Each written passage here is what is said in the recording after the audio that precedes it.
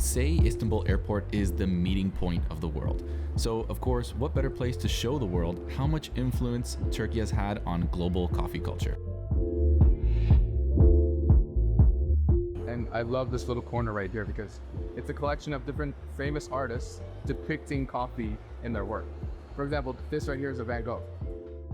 My coffee journey finally brings me to Istanbul, a vibrant city rich with majestic architecture, mouth-watering cuisine, people warmer than a freshly poured chai, and a history of coffee dating back over 500 years. And at the heart of this deep-rooted coffee romance, we find ourselves on Tamis Street, where the story of Turkish coffee first began to waft its fragrant whispers. If you gave this to my grandmother, you know what she would put in here? Egg.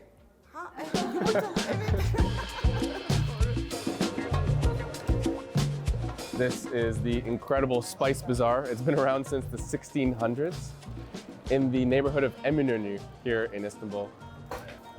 But this right here behind me is the reason we're here. Kuru Kahveci Mehmet Efendi on the corner of the first coffee roasting street in the world. So this is where all the coffee roasters of Istanbul used to be located, and they were all owned by the government. So the government, the empire, was roasting all the coffee. But now, since 1871, Mehmet Efendi decided to open his own shop once it became legal.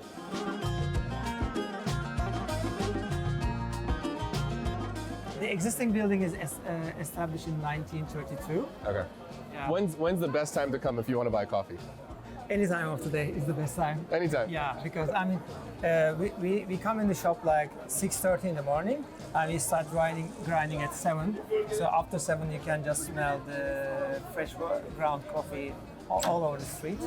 And it's easy that when you go from the main street, you can just follow the smell of the coffee, and you can just find it. Oh, it smells incredible of coffee here. Very good. Mehmet Efendi has 3 sons, and the 3 brothers have the initials on the door handle that they have the names. The one is the Ahmet, the second H is the Hassan, and the third one is H is the Hulusi. The level of detail here really blew me away. The street itself, Tamis, is actually an old Ottoman word that literally refers to the roasting and grinding of coffee. And for over 150 years now, coffee packagers hustle along this main counter to serve the eager coffee lovers waiting outside. It's tradition, and you have to be fast. They put me to the test in the lineup, and I didn't last 2 minutes. Here's me with my 1 bag.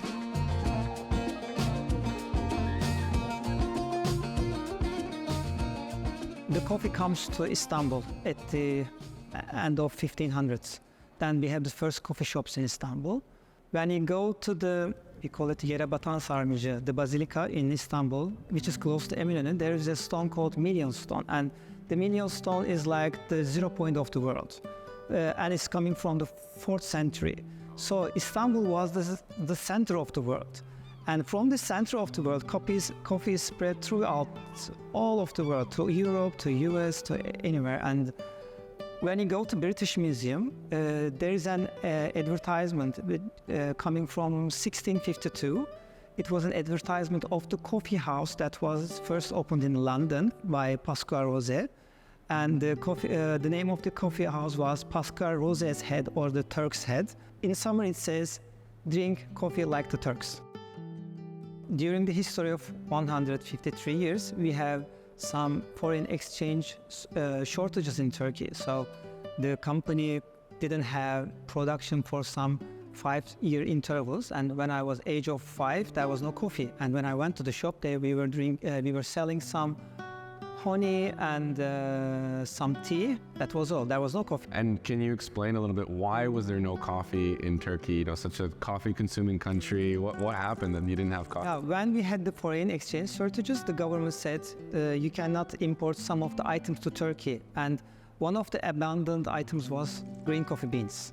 We had some in 60s and 70s for 5 years, and also in the end of 70s to 1982. Up to 5 to 6 years, there was no coffee. Ready to go in? Hakan gives me a full tour of the roasting facility, and aside from the overwhelming smell of coffee, I got to see the meticulous practices from grading the green beans to their unique roasting profiles. we cannot supply the same coffee from the same plantation every year right now. So the search is more complicated compared to 10 to 20 years ago. And some people say after 2035, the coffee plantations, also the cocoa plantations, will be lost by 50%. Hopefully not. Where we find the coffee we like compared at these 10 years, we are right now looking for different plantations with different parts of the mountains, different areas, because it's always moving.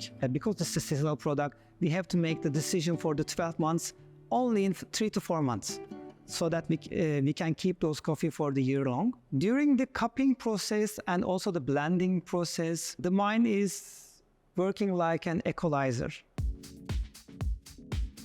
We put our fine-tuned equalizers to work, cupping a few coffee profiles right here in the lab, and I had a chance to taste their filter coffee with the classic Turkish brew side by side, each a unique expression of the same beans. Coffee holds such a vital place in the Ottoman world, so much so that in 2013, it was designated by UNESCO as an intangible cultural heritage of humanity. And I'm really starting to see why, not only for its flavor, but the way it brings people together.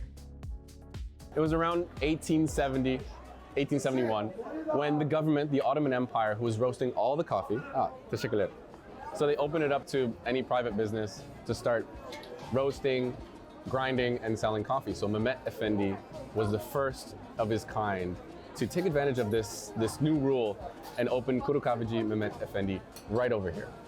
So now people could buy their own roasted and ground coffee, which sounds obvious now, but it was revolutionary back in 1871. So good.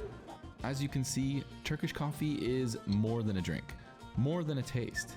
It's more than just a style of brewing among many others. It is an activity, a culture, an art with a long history and big influence on how we enjoy coffee around the world today.